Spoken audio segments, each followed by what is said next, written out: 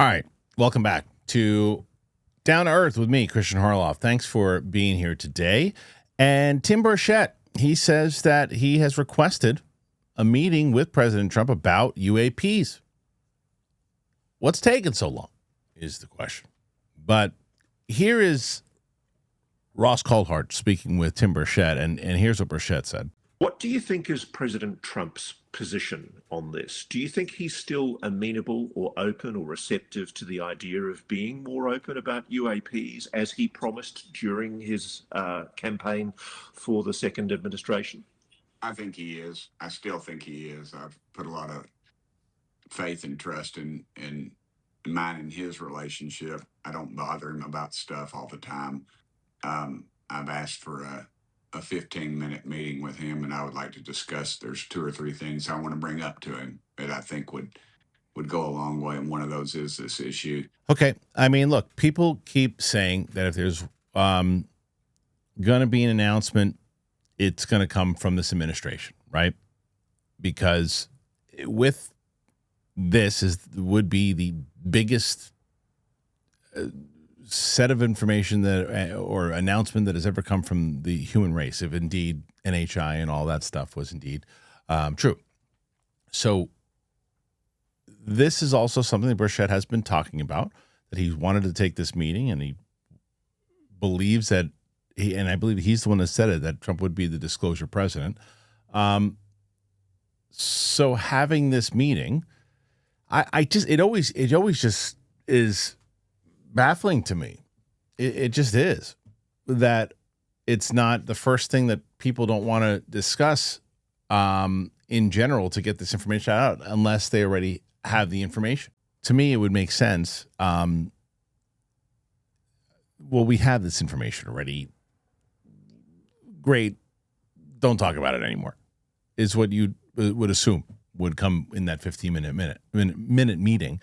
But it's also good that when we were talking about age of disclosure, why it is so important to have more and more people at this level of government talking about this and bringing it up in meetings with the president and continuing it, because as it gets out there and it becomes more of a pop culture thing, it does become something, well, that's what the American people are talking about. That's what they want answers to.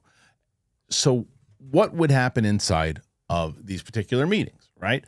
What would it mean? What would he ask for is the other question.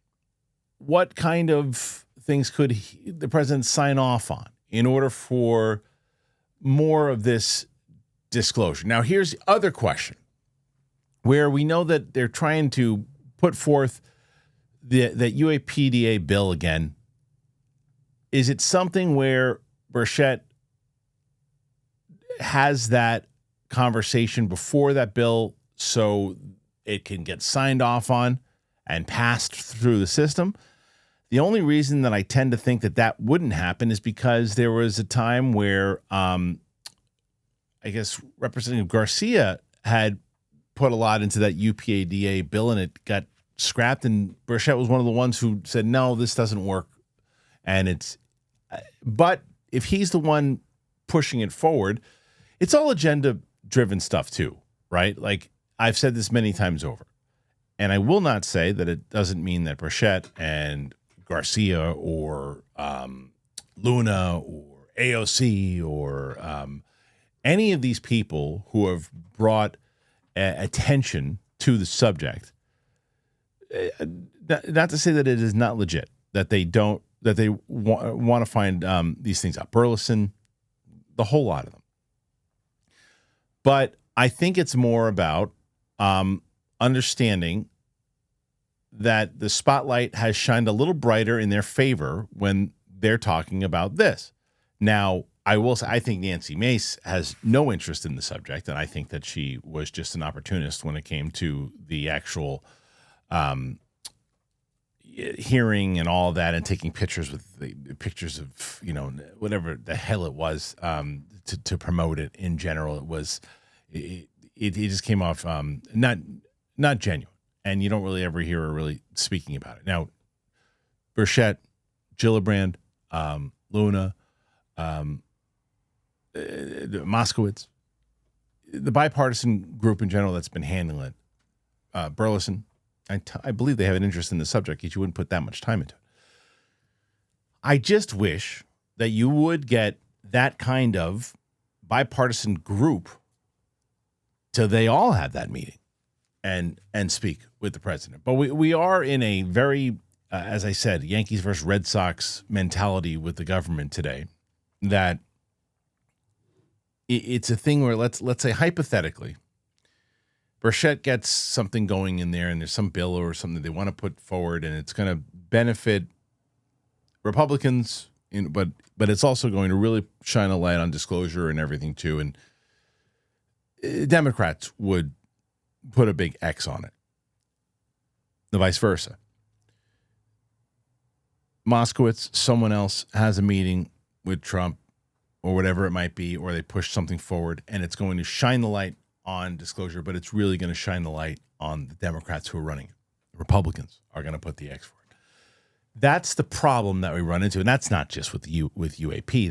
That's just the government in general today. Like they're just it's like very similar to I run a Second Pop Culture channel, and if there are people who legitimately just make videos about loving Marvel or Star Wars or whatever it is, and that's what they do. They love it. Everything they love. They can't do a video where they hate something. They just can't. Even that was terrible. They won't say it. And the same thing where there's people who've made their videos on just hating everything. And then they watch something, oh shit, I like that. They won't say it because it's not the team they're playing for. And that's the same with politics. Unfortunately, it's really more so. Politics is the first and foremost. We might agree with you, but the majority of the team doesn't. So we got to stick with the team. And I feel like that's really what has happened with the UAP subject. But when you have Burchett, who is playing on the president's team, you got a shot that you can get a meeting with him and that you might be able to get something. Maybe you get in his ear to play to the fact that like he can be the guy that is the disclosure president. He can make this happen. So make it happen. Certainly it's a possibility. It's interesting. It's always good to get the ear of the guy. And maybe that's what happens. Do you think anything happens with this whatsoever? Do you think there's going to be a meeting? Do you think it matters? Do you think it doesn't matter? Do you think that even though Rubio walked his comments back about the president really not even necessarily being filled in on everything, he's not the only one who has said that. Many people have said that and talked about that how much does he really know? How much did Biden know? How much did George Bush Jr.? I think George Bush Sr. knew a lot. I think he knew a lot. But that's also because his CIA roots. So what do you guys think? How much do they really know? How much does he know already? How much will he know? Is there any meeting that's going to take place at all? Is it irrelevant? Put your thoughts in there. Let me know. As I said last week, I'm going to try to put out as many videos as I can this week. I've been busy, but I've been paying attention to everything going on. And I want to give props to UAP James for posting this story here today. Thank you guys. Appreciate it. And we'll see you on the flip side. Bye. This episode is brought to you by Prize Picks. So the holiday season is here, and it really is the best time for sports.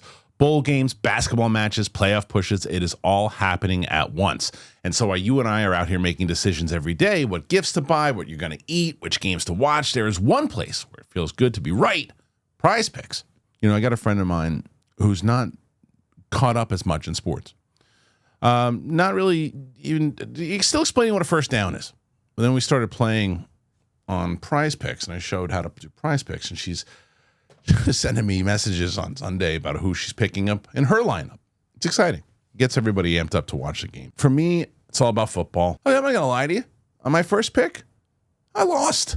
It's still fun. You just keep on playing. You have a good time doing it, and it's just when you get that win, you're like, okay, I'm feeling it. There's a new feature alert that they have now. Prize Picks now has early payouts. If your lineup gets off to a hot start, you can have the option to cash out those winnings before the game even finishes. And that's pretty great. So I love how straightforward Prize Picks is. I don't have to spend a lot of time trying to calculate my payouts. Prize Picks makes it easy with their payout multipliers. Whether it's just a simple 3-time or big 2,000, Prize Picks makes it easy to understand how much I can win. It's simple to play. You just pick more or less for at least 2-player stats. If you get your picks right, you cash in.